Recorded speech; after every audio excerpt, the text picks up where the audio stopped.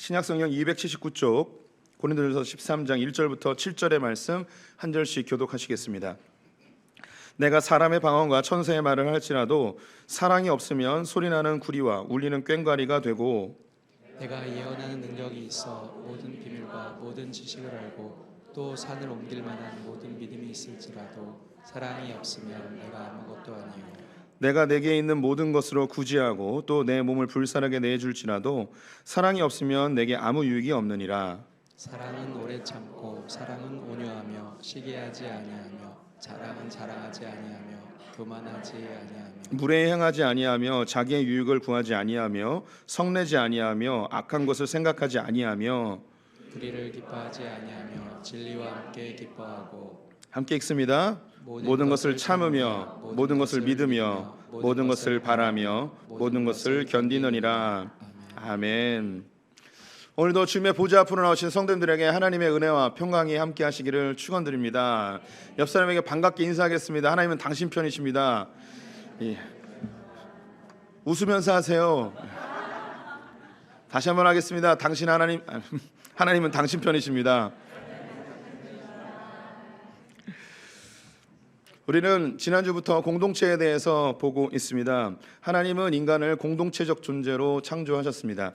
하나님 자체가 성부, 성자, 성령으로 계시기에 인간을 홀로 두는 것을 좋지 않게 여기셔서 공동체적 존재로 만들어 주셨습니다. 이것은 교회 다니는 사람뿐만 아니라 일반 사회에서도 사람이 사회적 존재이고 공동체적 존재인 것을 알고 있습니다. 그 어떤 인간도 공동체와 사회를 벗어나서 존재할 수 없다는 것을 알고 있죠. 또한 공동체가 주는 유익도 많이 알고 있습니다. 이렇게 공동체를 강조하다 보면 그릇 잘못하여 이 지나친 공동체주의, 즉 전체주의로 흐를 수 있는 위험성도 지난주에 함께 보았죠. 그래서 개인의 권리와 자유를 침해하며 공동체를 위하여 한 사람의 권리와 자유가 파괴되고 손해보는 것을 마땅히 여기는 전체주의적 흐름으로 치달을 수 있다는 것을 우리가 지난 시간에 함께 보았습니다. 그래서 기독교는 공동체를 매우 강조하는 종교임에도 불구하고 개인의 권리와 자유에 대해서 굉장히 가치 있게 두고 있는 종교라는 것을 우리가 지난 시간에 함께 보았죠. 그렇다고 해서 기독교가 개인주의 종교냐? 그건 아니에요. 또 공동체주의를 지향하느냐? 그것도 아닙니다. 하나님 자체가 굉장히 독립적인 분이십니다. 하나님은 그 누구에게도 통치받지 않고 지배받지 않으십니다. 그러니까 하나님 자체가 굉장히 자유로운 분이라는 거죠. 그럼 우리가 하나님의 형상으로 지음받았기 때문에 우리 내면 속에 그런 자유에 대한 갈망이 매우 강력합니다. 누군가에게 통제받는 꼭두각시의 삶을 사는 걸 너무너무 싫어합니다. 그리고 나는 내 마음대로 산 것 같았는데 훗날에 내가 조종당했다는 걸 알게 됐을 때 그 모든 삶이 부정당하게 되어지고 자기의 정체성이 파괴되는 것을 보게 되죠. 하나님은 매우 능동적인 분이고 자발적이고 창조적인 분이십니다. 그래서 모든 개개인들이 하나님 형상으로 지음받았기 때문에 모두가 다 능동적이고 자발적이고 창조적으로 살 때 사람은 만족감과 기쁨과 행복감을 느끼게 되어 있습니다. 하나님께서는 우리 성도님들 한 분 한 분이 하나님 앞에 이런 독자적인 한 분 한 분이 단독자로 하나님 앞에 서기를 원하십니다. 이것을 종교개혁가들이 알았고 그 전까지 인간의 권리와 자유가 심각하게 훼손되고 침해당했다는 것을 알게 되었습니다. 성경을 보면서 하나님이 1대1로 만나길 원하신다는 것을 알게 되었죠. 그래서 종교개혁 이전에는 한 개인이 자기의 죄를 하나님께 고백할 때 반드시 고해성사라는 것을 통하여, 즉 신부라는 중매자를 통해서 하나님께 나아갔습니다. 하나님을 직접 만날 수도 없었죠. 또한 중세 시대에는 성경책을 직접 볼 수도 없었습니다. 라틴어로 되어 있는 성경을 신부들이 읽고 그것을 설명해 줘야만 성경의 내용을 알 수 있었습니다.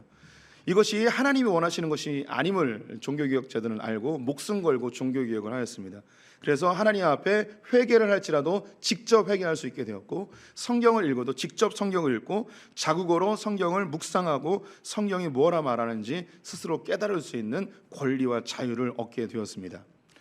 이 과정 속에서 수많은 핍박과 죽음이 종교개혁 시대 때 있었습니다. 여기서 한 발짝 더 나아가서 이렇게 종교개혁을 하고 단독자로 하나님 앞에 섰던 그 하나님의 백성들이 한자리에 모여서 예배를 드리려 할 때에 천주교는 당연히 그들을 흩트려 하였고 핍박을 하였습니다. 그때 그들이 부르짖었던 자유가 뭐냐면 집회 자유라는 거예요. 함께 모여서 사람들이 집회할 수 있는, 예배할 수 있는 자유를 달라는 거였죠. 이렇게 집회를 하여서 은혜를 받으면 이들이 누군가에게 복음을 전해야 합니다. 선교를 해야 되죠. 그러면 이 동네를, 이 마을을 벗어날 수 있는 거주 이동의 자유가 필요해요. 이런 것을 부르짖게 되는 거예요. 그러면 그 동네에 가서, 다른 나라에 가서 그 나라에 필요한 언어로 성경을 번역하여 그것을 출판하여 인쇄하여서 사람들에게 나눠줘야 되겠죠. 그럼 어떤 자유가 필요한가? 출판 언론의 자유가 필요하게 되는 거예요. 그래서 인간이 지금 이 민주적 사회에서 누리고 있는 거의 대부분의 자유가 어디서부터 시작되었는가? 종교 개혁 때부터 교회 안에서 하나씩 하나씩 만들어지게 되었습니다. 우리 성도님들이 이 교회 안에 있다는 것, 단순히 내 한 사람의 구원을 위해서 존재하는 것만은 아니에요. 이 교회는요, 모든 만물을 하나님이 창조하신 그 창조의 목적대로 충만에 이루도록 하는 것이 바로 교회의 역할이에요. 그래서 정치, 경제, 문화, 교육, 가정, 그 모든 분야에서 교회는 그 영향력을 미치고 있고, 그리고 하나님의 나라로 조금씩 바꿔가고 있습니다. 우리 성도님들이 지금 이 누리는 이 자유는 민주화 운동하신 그 선배님들이 아니라 종교개혁의 우리 칼빈 선생님, 루터 선생님, 쯔빙길 선생님이 그 일들을 했기 때문에 지금 우리가 이 자유라는 걸 누리고 있다는 걸 꼭 잊지 않으셨으면 좋겠습니다. 그런데 이 하나님 안에서 단독자로 서며 하나님의 말씀으로 지도받는 개인들이 늘어나야 되는데, 하나님과의 관계는 끊어버리고 자기의 권리와 자유만 주장하는 극단적 개인주의자들이 점점 많아지게 되었습니다.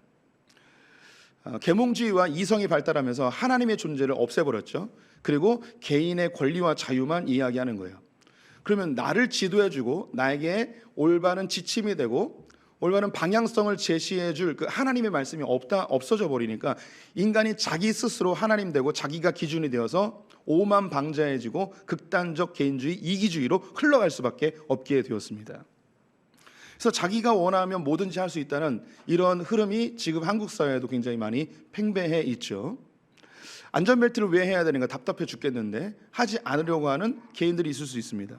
담배를 아무데나 피고 아무데나 버리고 내 자유다라고 이야기하는 사람 어떻게 하면 좋을까요?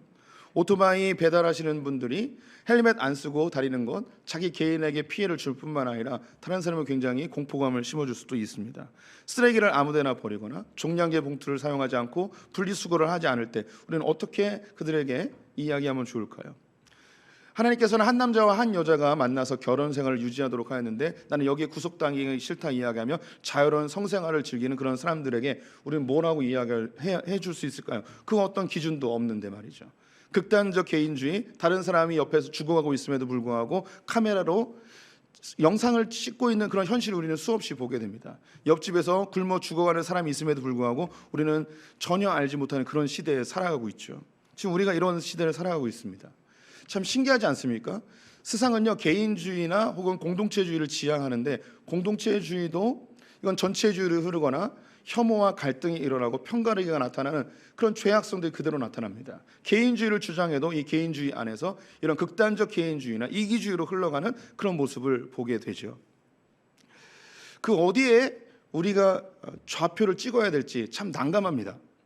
이러한 이야기들은 오늘날에만 있는 것이 아니고 고대로부터 계속해서 흘러오고 있습니다. 고대 시대에는 공동체를 굉장히 강조했었죠. 공동체를 위해서 한 사람의 개인이 권리가 파괴되어지고 훼손되어도 괜찮다는 이야기를 많이 했습니다. 근데 오늘날에는 한 개인의 권리를 너무 강조하다 보니까 모든 사회적 질서가 파괴되기도 하고 절대적 가치가 다 훼손되어져 버리는 그런 시대가 되어버렸습니다. 이런 갈등이 계속 첨예하게 이 사회 속에 있습니다. 이런 흐름 속에서 몇 년 전에 한국의 베스트셀러로 지정되었던 아주 유명한 책이 있습니다. 마이크 샌들의 정의란 무엇인가라는 책이죠. 우리 성도님들 집에 갖고 계신 분들 많이 있을 거예요. 갖고는 있지만 읽지 않았던 그 책, 바로 이겁니다. 예. 정의란 무엇인가. 이 세상의 빈부의 격차나 혹은 이런 공동체 안에서의 갈등들, 그리고 공동체주의와 개인주의의 갈등들 속에서 어떻게 하면 세상이 좀 공평한 세상이 될 수 있을지, 정의로운 세상이 될 수 있을지, 이 극단적 개인주의와 이기주의 사회 속에서 어떻게 세상이 좀 공평해질 수 있을지, 이런 고민들을 하는 것이 이 정의란 무엇인가입니다. 결국 이 책의 방향성은 공동체주의로 가긴 하는데요, 이 책에서 우리가 서 있는 이 세계가 얼마나 혼란스럽고 얼마나 좌표 찍기 어려운 세상인지 보여주는 한 예화가 있습니다. 우리 성도들에게 질문을 한번 해보도록 하겠습니다. 성도들이 철도청에서 일하는 직원입니다. 이 갈림길에서 레바를 잡고 있는데요. 기차가 맹렬한 속도로 달려옵니다. 이 갈림길에서 브레이크를 잡아야 되는데 브레이크가 고장났습니다. 그냥 그대로 돌진하면 저 앞에서 일하고 있는 5명의 인부를 쳐서 죽일 수 있습니다. 레바를 돌리면 다른 방향으로 흐르면서 1명만 죽을 수 있습니다. 우리 성도님들이 그 자리에 있습니다. 레바를 당길 것인지 그대로 놓을 것인지, 5명을 선택할 것인지 1명을 선택할 것인지 지금 선택해 주시기 바랍니다. 한번 손을 들어서 표시해 볼게요. 나는 5명을 죽일 거다. 한번 손 들어 보십시오. 없습니다. 나는 1명을 선택하겠다. 한번 들어봐 주세요. 부끄러워하지 마시고. 감사합니다. 거의 대부분 여기서 정말 5명을 선택하는 사람은 사이코패스죠. 대부분 다 1명을 선택했습니다. 여기서 문제를 좀 바꿔보도록 하겠습니다. 그 1명을 선택하셨는데 이 1명이 나의 친한 직장 동료이거나 내 아들입니다. 내 아들이에요. 레바를 어떻게 하시겠습니까? 다시 1명 쪽으로 돌리겠습니까? 아니면 5명을 죽이고 내 아들을 살리시겠습니까? 표현하기 어렵죠. 우리는요 5명을 살리고 1명을 죽였습니다. 우리 내면 속에는 공동체주의가 이상적이라는 걸 다 알고 있어요. 많은 사람의 이익을 위해서 한 사람이 손해를 보는 거 어쩔 수 없다면 손해를 봐야 한다는 생각을 갖고 있죠. 그런데요 이 한 사람이 나랑 친한 사람, 나랑 관계가 있는 사람, 내가 사랑하는 사람이라면 공동체고 뭐고 다 필요 없습니다. 그 한 사람이 너무너무 소중해지는 것이죠. 그래서 이런 갈등이 인간 세상 속에서 너무너무 많습니다. 이걸 어떻게 획일적으로 이야기할 수가 없습니다. 공동체주의를 지향한다 할지라도 소수의 사람들이 좀 손해를 볼지라도 다수의 사람들이 이익을 본다면 소수의 사람이 손해를 봐도 된다라고 생각하지만 이 단체가 더 큰 단체에 의하여서 손해를 보게 된다면 집단 이기주의가 발동하여서 절대 그럴 수 없다고 이야기하는 것이 인간의 모습입니다. 그럼에도 불구하고 이 세상은 공동체를 지향하는 마음이 있지만 이 세상은 점점점 더 개인화되어지고 있고 개인주의로 흘러가고 있습니다. 개인주의로 흘러갈 수밖에 없는 이유가 뭐냐면 이 세상이 지식산업사회가 되어가고 있고 도시화되고 있고 또 교육이 발전하고 또 분업화되어져서 혼자서도 충분히 살아갈 수 있는 사회가 되었습니다. 불과 50년 전, 100년 전만 하더라도 한 끼의 밥을 먹으려고 하면 절대 혼자서 밥을 하기가 어려웠습니다. 제가 어린 시절만 하더라도 어머니가 군부를 떼면 저는 한 500m, 1km쯤 되어지는 우물에 가서 물을 떠와야 됐고요. 아버지는 장작을 패야 했습니다. 혼자서는 하기가 굉장히 어렵습니다. 할 수는 있지만 너무 오래 걸리고 너무 힘듭니다. 근데 지금은 사회가 도시가 발전하다 보니까 그냥 편의점에 가서 1인씩 하나 사서 데워서 먹으면 되고요. 전화 한 통이면 맛있는 음식이 배달되어지는 시대를 살아가고 있습니다. 개인의 능력만 되어진다면 혼자서도 충분히 살아갈 수 있습니다. 저는 잘 모르는데 요즘은 당근이라는 데서 여행 가고 싶은데 함께 여행 갈 사람 그러면 막 너도 나도 신청을 하고 그런다고 그러더라고요. 그리고 공원 산책하고 싶은 사람 그러면 하면은 막 온대요. 신기해요. 나도 해볼까 봐요.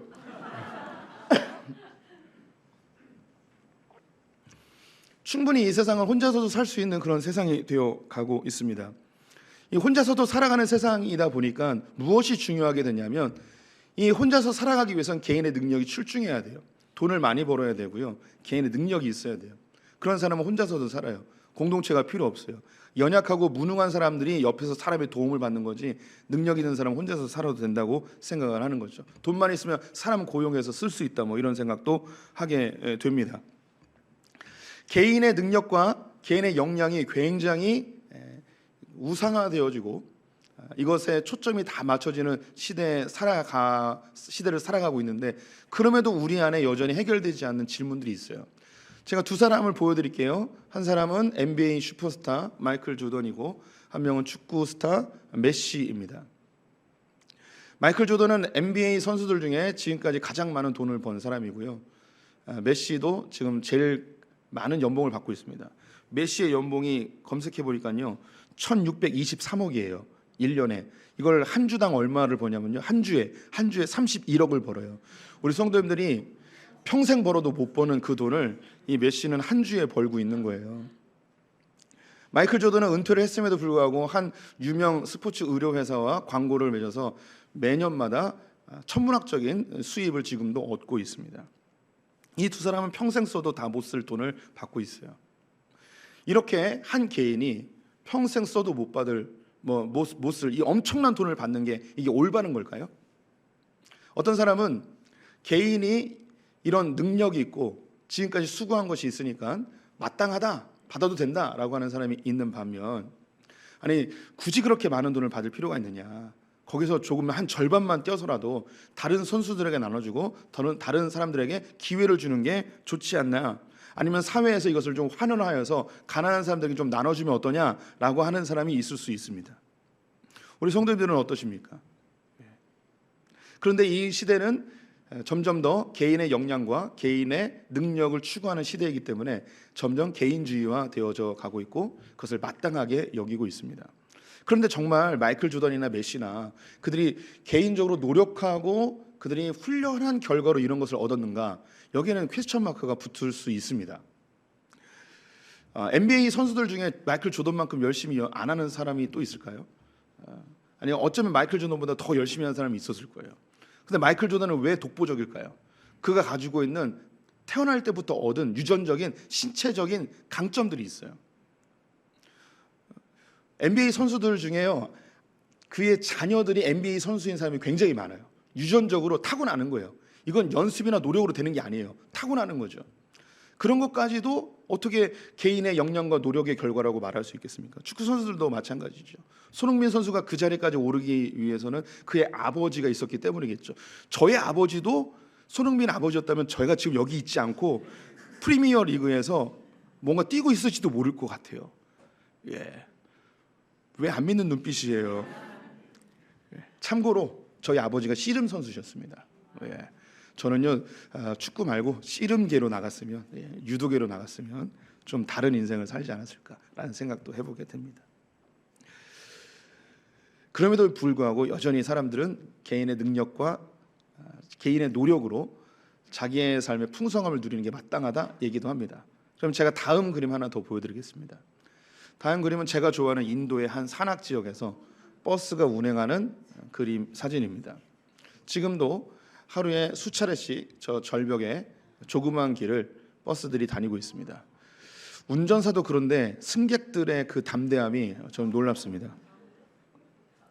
그러면 우리 성도님들, 한 사람의 역량과 기술에 의하여서 그 사람이 받는 봉급이 달라진다 한다면, 저 인도 산악 지역에서 운전하는 버스 운전사와 저 미국의 잘 뚫린 하이웨이에서 버스를 운전하는 운전사 중에 누가 더 기술이 더 좋을까요? 당연히 인도 버스 운전사겠죠. 그러면 기술도 좋고 역량도 좋고 훈련도 더 많이 했을 테니 누가 더 돈을 더 많이 받아야 될까요? 예, 당연히 인도 운전사가 더 많이 받아야겠죠. 근데 이 인도에 있는 버스 운전사가 한 달 내내 목숨 걸고 운전을 해서 받는 월급이 우리나라 돈으로 약 10만 원쯤 됩니다. 예, 이게 사람이 개인적인 역량과 노력과 수고로 그런 자기가 얻는 수익에 마땅한 권리가 있다, 자유로운 것이다 말하기가 굉장히 어려워요. 한 개인이 어느 공동체에 속해 있느냐에 의하여서 그 노력의 결과는 완전히 달라지는 거죠. 조금만 노력해도 엄청난 결과가 나타나기도 하고 정말 뼈가 부서지도록 노력해도 아무 결과도 나타나지 않는 그런 현실에 놓일 수도 있습니다. 그 이유는 뭐냐면 어떤 공동체에 포함되어 있느냐에 의해서 완전히 달라지는 것이죠. 그래서 어떤 사람들은 개인의 역량과 수고가 중요하다 이야기하는 개인주의를 주장하는 사람이 있고, 어떤 사람은 이 개인보다도 이 어떤 공동체에 있느냐가 중요하기 때문에 공동체주의를 이야기하는 사람이 있습니다. 그래서 지금 전 세계의 이 공동체주의와 개인주의를 크게 세 등분을 하게 된다면, 첫 번째는 개인이 무한 경쟁 속에서 자기가 노력하여 결과를 얻어내야 된다고 이야기하는 신자유주의라는 게 있습니다. 지금 전 세계의 경제가 신자유주의 경제죠. 무한 경쟁하는 거예요. 이렇게 이제 세상이 흘러가는 흐름이 있고, 또 하나는 공동체를 강조하되 많이 가진 사람들의 것을 좀 얻어서 뺏어서라도, 강제적으로 국가 권력을 사용해서라도 그것을 뺏어서 가난한 사람들에게 공평하게 나눠주자, 보편적 복지를 하자라고 하는 사회주의 공산주의자들이 있습니다. 그리고 마지막 하나는 이 신자유주의와 사회주의 그 중간 어디쯤에 있는 공동체주의라는 게 있습니다. 공동체주의는 개인의 자유와 권리를 보장하되 이 개인들을 잘 교육하여 개화하여서 성숙한 시민이 되어 자기만을 위해서 사는 것이 아니고 공동체를 위해서 살 수 있게끔 만들어야 된다라고 하는 게 공동체주의입니다. 이게 아까 이야기했던 마이클 샌델이 주장하는 바이기도 합니다. 여기에 동조하는 학자들도 많이 있고요.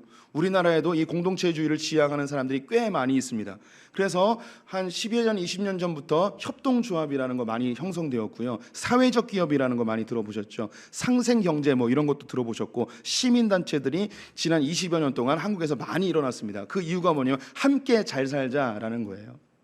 그런데 이렇게 공동체주의가 좋아 보이긴 한데, 지난주에 이야기한 것처럼 이 공동체주의가 자연스럽게 우리의 죄성과 함께 흘러가게 되어지면 내 공동체만 잘 먹고 잘 살아야 되는 게 또 돼버려요. 편가르기가 되고요. 그 내 공동체가 잘못하는 건 다 괜찮아요. 그래서 내로남불이 돼요. 다른 공동체가 잘못하면 비난하면서 내 공동체가 잘못하는 것에 대한 눈 감아버리는 그런 현실이 나타나는 거죠. 그리고 전체주의로 자연스럽게 흘러갑니다. 내 공동체 안에서 다른 목소리를 내면 적폐가 돼버리는 거예요. 다른 목소리를 내면 적이 돼버리는 거죠. 이게 공동체주의가 가지고 있는 약점입니다. 그럼 우리는 어떻게 해야 될까요?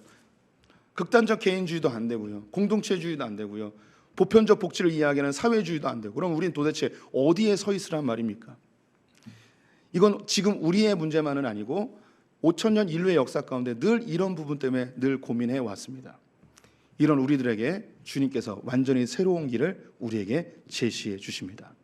그래서 교회가 좋은 거예요. 그것이 복음이라는 거예요. 복음. 우리가 로마서를 통해서 복음에 대해서 들어보았습니다. 복음에 세 가지 중요한 핵심이 있었죠. 첫 번째는 내가 죄인이라는 거예요. 두 번째는 이 죄의 문제를 내 스스로 해결할 수 없다는 거죠. 세 번째는 이 죄의 문제를 예수님만이 해결할 수 있다는 거예요. 이건 개인의 문제뿐만 아니라 공동체의 문제이고 국가적 문제입니다. 한 공동체가 가지고 있는 이 죄, 모든 공동체는 다 죄인입니다. 완벽한 공동체는 존재하지 않습니다. 이것을 우리가 해결할 수가 없습니다. 이걸 해결할 수 있는 분은 오직 예수 그리스도밖에 없습니다. 그럼 예수 그리스도가 공동체를 세우기 위해서 무엇을 하셨는지를 봐야 되는 거예요. 예수님께서 공동체를 회복하기 위해서 무엇을 하셨는가? 이 세상은요, 수평적 질서를 원합니다. 모두가 공평한 세상을 원해요. 그런데 이 세상이 수직적 질서, 힘의 질서로 운영되어지고 있습니다. 그래서 이 수직적 질서 속에서 사람들은 다 힘들어합니다. 수직적 질서라 하면 많이 가진 자가 적게 가진 자를 이용합니다. 힘 있는 사람이 약한 자를 착취하죠. 많이 배운 자가 못 배운 사람을 유린하는 것이 이 세상의 질서입니다. 힘의 질서, 수직적 질서이죠. 이런 세상이 5,000년 역사 속에 늘 반복되었어요. 계급사회에서. 그들의 마음속에 응어리진 마음은 뭐냐면 좀 평등한 세상, 모든 사람이 다 균등한 세상을 만들고 싶은 욕구가 있어요. 이런 욕구가 점점점 집약되어지면 그때 나타나는 것이 혁명이죠. 그래서 어떤 역사학자는 인류의 역사는 혁명의 역사다 이야기하기도 해요. 그런데 참 안타까운 것은 이 혁명을 일으키기 위해서 다시 힘을 사용하게 되는데, 혁명 이후에 이전보다 더 악랄한 힘의 질서로 사람들이 고통받는 것을 우리는 너무 잘 알고 있습니다. 사람들의 마음속에 모두가 다 모든 역사 속에서 수평의 질서를 원해요. 균등한 사회, 평등한 사회를 갈망한다고. 왜 그럴까요? 왜? 이거 누가 도대체 우리에게 심어주셨을까요? 사람은 왜 평등한 사회, 계급사회를 왜 싫어할까요? 이유는 한 가지예요. 하나님이 우리를 평등하게 지으셨어요. 하나님 자체가 평등하신 분이에요. 성부, 성자, 성령 삼위의 하나님이 온전한 평등의 관계예요. 우리가 삼위의 하나님을 잘못 이해하는 것 중에 성부 하나님, 성자 하나님, 성령 하나님, 그래서 계급으로 생각하는 분들이 있어요. 하나님은 계급적인 신분이 아니에요. 우리가 생각하기에 제일 좋은 그림은 손을 잡고 강강술래를 하는 모습을 생각하시면 돼요. 성부, 성자, 성령님이 함께 손을 잡고 사랑의 댄스를 추고 있는 거예요. 이게 하나님의 모습이에요. 하나님께서 이 균등하시고 평등하신 수평적 질서의 그 하나님이 인간을 창조하실 때에 아담의 갈비뼈에서 하와를 만들어 주셨습니다. 이게 하나님이 추구하시는 평등의 굉장히 중요한 메시지예요. 만약에 여자를 머리뼈로 만들었으면 여자가 남자의 머리가 돼버립니다. 발가락뼈로 만들었으면 여자가 남자의 종이 돼버리는 거죠. 갈비뼈를 취해서 만들었다는 것은 서로가 수평적 관계라는 걸 보여주는 거예요. 그래서 인류 전체는 아무리 계급사회에서 철저하게 살아도 그 내면 속에 평등에 대한 욕구가 있어요. 그런데 이 세상을 어떻게 하면 평등하게 만들 수 있을까요? 이 평등의 욕구 때문에 혁명을 일으켰다고 말씀드렸죠. 그런데 그 가운데 성공한 혁명, 진정한 수평을 이룬 혁명은 이 세상에 한 번도 존재한 적이 없었습니다. 수직의 질서를 평등으로 만들 수 있는 방법은 많이 가진 자의 것을 뺏어서 가난한 자에게 나눠주면 됩니다. 권력을 가진 자의 권력을 뺏어서 권력 없는 자들에게 나눠주면 됩니다. 그러면 마치 저울에서 수평이 이루어지듯이 그렇게 되는 거죠. 근데 이 세상은요, 가진 자의 것을 뺏어서 나눠줍니다. 힘 있는 자의 것을 뺏어서 약한 자에게 나눠주는 그런 질서를 추구해요. 그러면서 또 다른 부작용들이 나타나게 되죠. 그래서 예수님께서 이 세상에 완전히 새로운 방법을 제시하시죠. 예수님은 가장 높으신 분이십니다.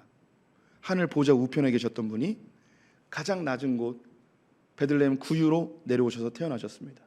그분은 모든 것을 할 수 있는 분이셨습니다. 하지만 아무것도 하지 못하는 초라한 모습으로 십자가에 달려 돌아가셨습니다. 그분은 죄가 하나도 없는 의로운 분이셨습니다. 그런데 가장 처참한 죄인의 형틀인 십자가에 달려 이 땅에서 죽으셨습니다. 왜 주님이 그 길을 선택하셨을까요? 가장 높고 가장 의롭고 가장 강하신 그분이 가장 낮은 곳에 오신 이유가 뭘까요? 이 세상 사람들에게 이 수평적 질서를 나눠주기 위하여 그분이 스스로 자기의 것을 내어놓는, 이 세상은 가진 자의 것을, 힘 있는 자의 것을 뺏어서 나눠주지만 그 주님은 강한 자가, 모든 걸 소유한 자가, 모든 걸 살 수 있는 분이 가장 낮은 곳으로 오셔서 자기 것을 다 내어주는 이 방법을 선택하셨어요. 이 세상 그 어떤 종교에도 이런 일은 존재하지 않습니다. 그래서 이것은 완전히 새로운 길이에요. 그것을 무엇라 이야기하는가? 사랑이라 이야기하는 겁니다.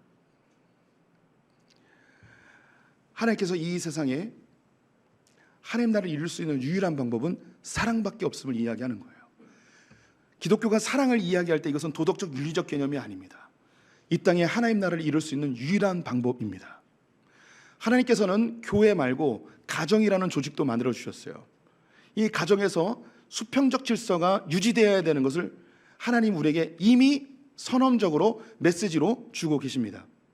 집안에서 힘 있는 사람은 부모님이에요. 힘이 약한 사람은 자녀이죠. 그래서 힘이 강한 부모님이 힘이 없는 자녀에게 무한정 사랑을 공급해주고 무한정 재정을 공급해줘야지 수평적 질서가 유지가 됩니다. 힘 있는 부모님이 약한 자녀를 앵벌이를 시키며 이 가정을 콩가루라고 이야기하는 거죠. 부부의 관계도 마찬가지예요. 보편적으로 남자들이 힘이 셉니다. 예외적으로 여자가 센 가정도 있긴 해요. 하지만 보편적으로 남자들이 힘이 세기 때문에 이 남자는 그 강한 힘으로 여자를 돌봐주고 보호해줘야 돼요.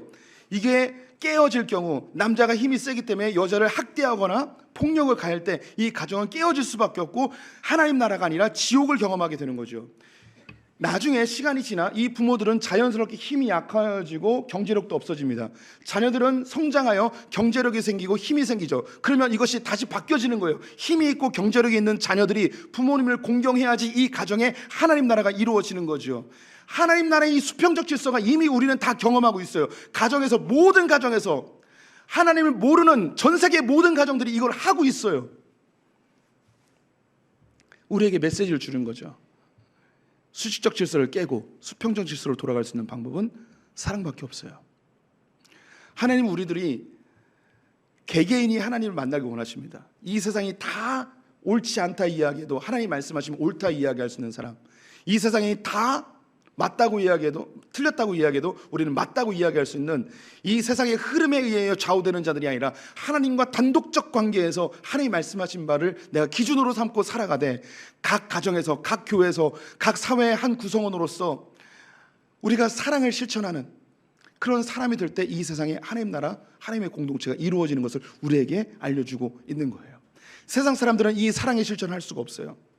그들은 무엇인가 선행을 할지라도 기대하고 해요. 계산하고 해요. 자기에게 이익이 되지 않으면 선행도 하지 않아요. 그런데 크리스찬들은 무조건적인 선행, 무조건적인 사랑, 무조건적인 환대를 할 수 있어요. 왜? 주님이 우리에게 먼저 해주셨기 때문에. 예수님께서 우리에게 모든 것을 다 내어주셨기 때문에 우리는 아무것도 기대하지 않고 아무런 대가를 기대하지 않고 우리는 무조건적으로 사랑할 수 있고 무조건적으로 환대할 수 있는 그런 자세가 되어 있는 사람이에요. 그래서 이 세상에서 하나님 나라를 이룰 수 있고 아름다운 공동체를 이룰 수 있고 이 극단적 이기주의, 극단적 개인주의 속에서 그래도 살만한 세상을 만들 수 있는 유일한 통로는 교회밖에 없어요.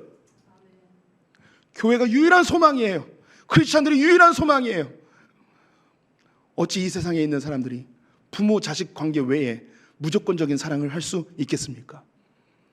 그것은 예수 그리스도의 사랑을 경험한 사람만이 할 수 있습니다. 우리 성도님들, 사랑, 이 사랑밖에 하나님 나라를 이룰 수 있는 방법은 없습니다. 이 세상 전체를 우리가 바꿀 수 없습니다. 하지만 우리 성도님들이 자그마한 사랑의 실천을 할 수 있습니다. 부부 관계 속에서 믿어주는 거예요. 기다려주는 거예요. 참아주는 거예요. 자녀에 대해서 믿어주는 거예요. 기다려주는 거예요. 버스 탈 때 기사 아저씨한테 인사 한번 하는 거예요. 편의점 아르바이트한테 굿모닝, 굿이브닝, 굿애프터 눈 인사하는 거예요. 자그마한 사랑의 실천이 이 세상의 소금과 빛이 되어 하나님 나라를 만들어 가게 되는 것입니다. 이번 한 주 웃으면서 사랑 실천하는 우리 성도님들 되셨으면 좋겠습니다. 우리 찬양 한 장 하면서 설교 마무리하겠습니다.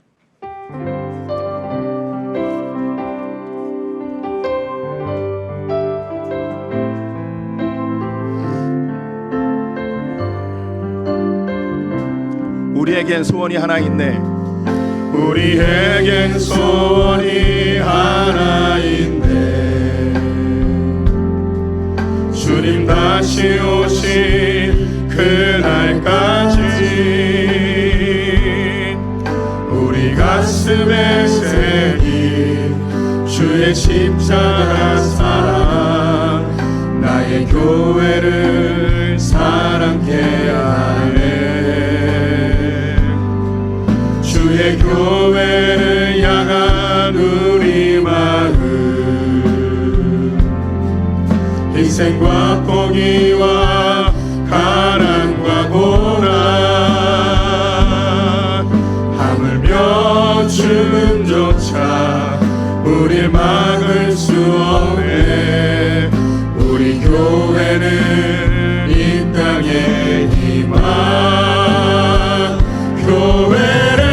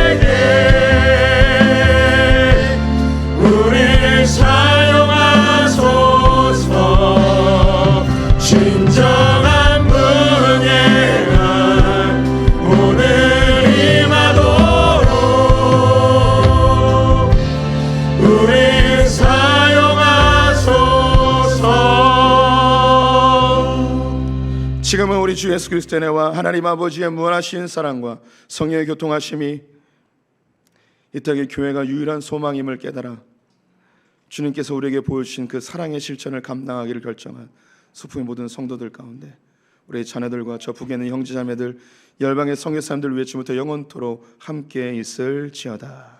아멘.